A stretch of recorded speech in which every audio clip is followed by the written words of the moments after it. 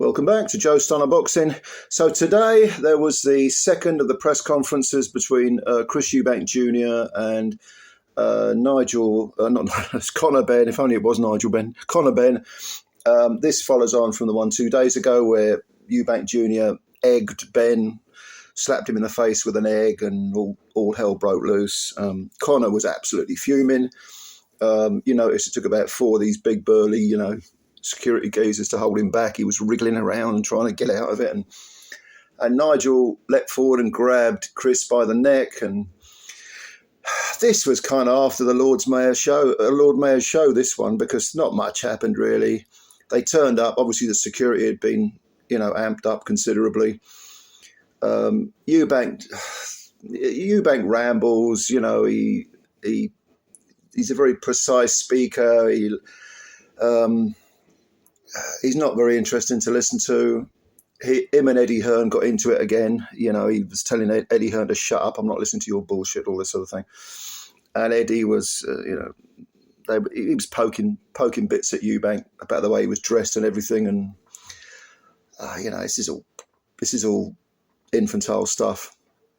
When they spoke to Chris, when they spoke to Conor, he said, "Oh, the guy's an idiot. I've got nothing to say. It's all been said. I just want to get him in the ring and smash him up bad." And there was a little bit of friction when Nigel Ben started to speak, and then Chris said, "Look, I know he's your son."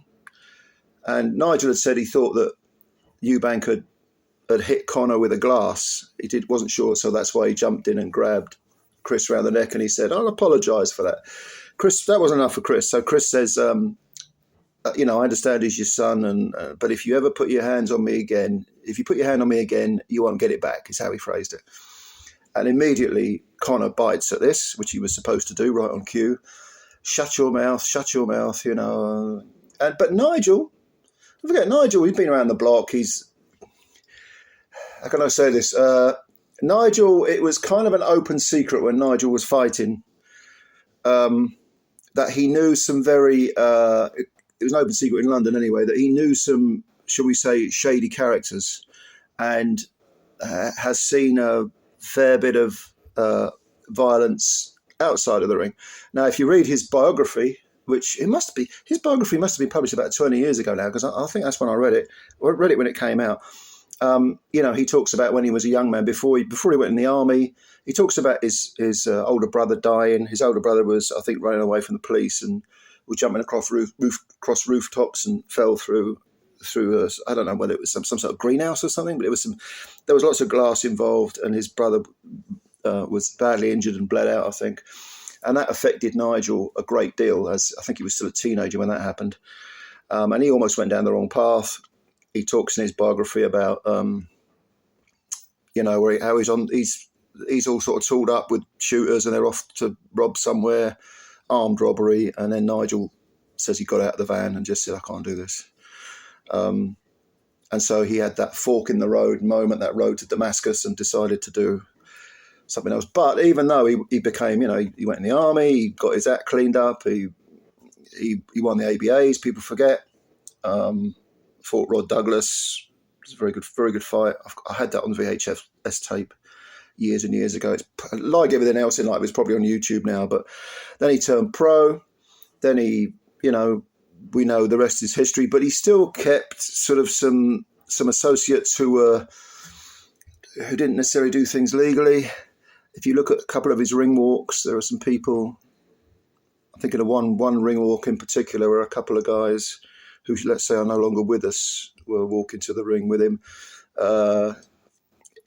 He is from humble beginnings, very tough beginnings, and he's lived the life. He's not someone who is talk. He's very much experience and action.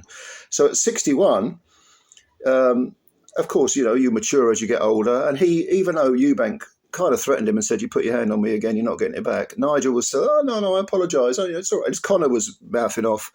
And Nigel was like, "No, I got this. No, I'll apologise for putting my hand on you, okay? Don't take that as a sign of weakness. Please don't," because Nigel Ben, I think it's very fair to say, although he's at a very different point in his life now, is, the real deal, the real thing. And this continued, the back and forth between Conor and Eubank. Eubank, when he began speaking at this conference, this press conference, he said, "Look, I'm on stage here with two of the scummiest people you can ever meet: a drug cheat and someone who did everything in his power to help him get away with it." He means Eddie Hearn, and that argument would hold more water or be a bit more convincing if it wasn't down to the fact that supposedly Eubank agreed to fight anyway if he had more money. Now, if you're going to do that, if you're going to sort of take the sort of prostitute rather than the professional view, you can't then turn around and claim the moral high ground, because you were prepared to go in there and fight for more money. Allegedly, that is what has been claimed. If that is true, then Eubank Jr. has forfeited any moral high ground. But that's what he's saying. They're both a pair of scumbags, Hearn and Conor Benn. One's a cheat, one's an enabler, and I'm going to enjoy smashing them up. Now, like I say, Conor Benn, he just said it all. He said, at least Conor turned up looking very good. He had a natty black suit on, going for the sort of gangster chic again, the old Michael Francese look, or Michael Corleone maybe.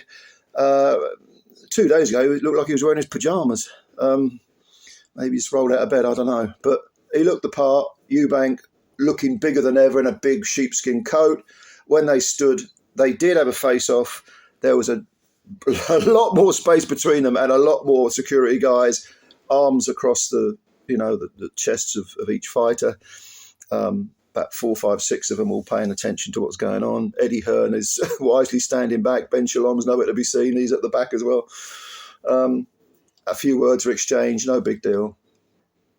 But the size difference was palpable, even allowing for the fact Eubank had a big jacket on. It was a coat, I think, really. Was it a jacket or a coat? He looked like a 1970s, football manager, or John Motson, maybe. Or for those of a certain age will remember John Motson and his sheepskin coats. Probably had sheepskin pajamas that case. Anyway, but the size difference is palpable. But of course, when Ronnie Davies, who started talking about the size, Eubank slapped him down, said, no, Davis, you're not allowed to talk about the size. It's all about skill. And so I said, no, Chris, cut the bullshit. Size matters, okay? The old cliche is that's why there's weight divisions. So don't give us any crap about, it's not about size. Yes, it is. Size matters, okay? Size matters. And if he's cut in weight, when he said at the first press conference that he was, not to the point where he's going to lose the fight, but he is going to be slightly diminished by cutting weight and by having a rehydration clause and all that.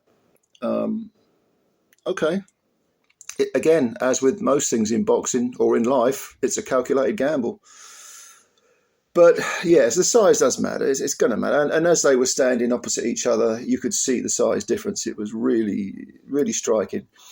I may have said this before actually, but I went to the press conference of the second Eubank senior Nigel Benn fight, and prior to going into it was at the Strand. I think it was at the Strand. I can't remember the venue, but it was at the Strand in London. I was working in Charterhouse Street at the time, which was 10 minutes, 15 minutes walk, not even 15 minutes walk. So I went down there, and they stood, Nigel Ben and Chris Eubank Sr. At one point, they stood outside back to back, being photographed by all those paparazzi slags. And the size difference between them was striking, really striking. Of course, Eubank turned up on his Harley Davidson. He parked it there and he was posing he had his jodhpurs on and his no shirt but a waistcoat. And I think Nigel turned up in his Porsche, I think he was driving. So it was all very flash and dash. But once they stood next to each other, at one point, Nigel was sort of standing on tiptoes, like almost making a joke of the size difference. Well, I think both the sons have inherited their father's respective statures. I think it is quite striking, the size difference. Then both fighters and all the security and everyone bundled outside, and they went for a walk around on the Tottenham Hotspur pitch. And there were words exchanged again. There was another bit of a face-off. Ben has got the bit between his teeth. He says, he said I slept easy. In one of the interviews afterwards, he said I slept easy after the egg incident because I thought I'm going to get him in the ring and I'm going to smash him up. I'm going to crush his skull. Eubank Jr. not fussed about that.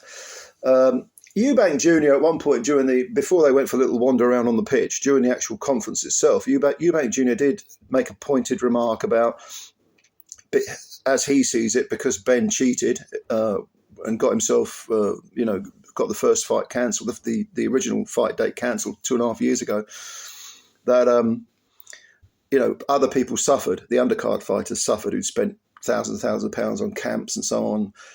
So Eubank Jr. said, I'm gonna give £50,000 to the undercard fighters who didn't make a penny, in fact lost a lot of money. Well, £50,000, it depends how many fighters you're talking about. If it's 2 fighters and it's 25 grand each, thank you very much. But if it's I don't know, 10 fighters, they'll get a 5 grand each. All right, it's better than nothing. But the point was, he was saying, look, you cheated. These guys lost money. Never mind all the people that actually bought hotel or paid for hotels, bought tickets for transport, bought tickets for the fight. They all went out. Eddie Hearn wasn't having this. He said, no, every single fighter on that aborted card got work afterwards. And so it's all he said, she said. But the point was that Eubank was making a very sort of pointed remark aimed at Hearn and to a lesser extent Conor Benn, as if to say, again, this illustrates what a pair of scumbags you are. And that's his shtick, and that he may well believe that. But yeah, like I say, they ended up on the pitch walking around, photographs being taken, lots of chit-chat going on. Ben very vocal towards Eubank, effing and blinding at him. So the tickets go on sale tomorrow, and obviously they'll go in one fell swoop. Hearn and Ben Shalom have been saying they could have put this on at Wembley Stadium. Never mind. Tottenham, I think, is 70,000. They're saying they could have sold 100,000 tickets. Maybe. But the circus is in town. So what did you think? Did you see this? If so, let me know what you thought. How did you read it? I don't read much of these press conferences. It's just an excuse to, hear a little bit of chit chat, a little bit of bunny from both fighters, but no real big deal. But let me know what you think. Comments below. Please subscribe to the channel if you're new, and hit the like button as usual, and spread the word about Joe Stanhope Boxing. Many, many thanks for your time as always, and bye for now.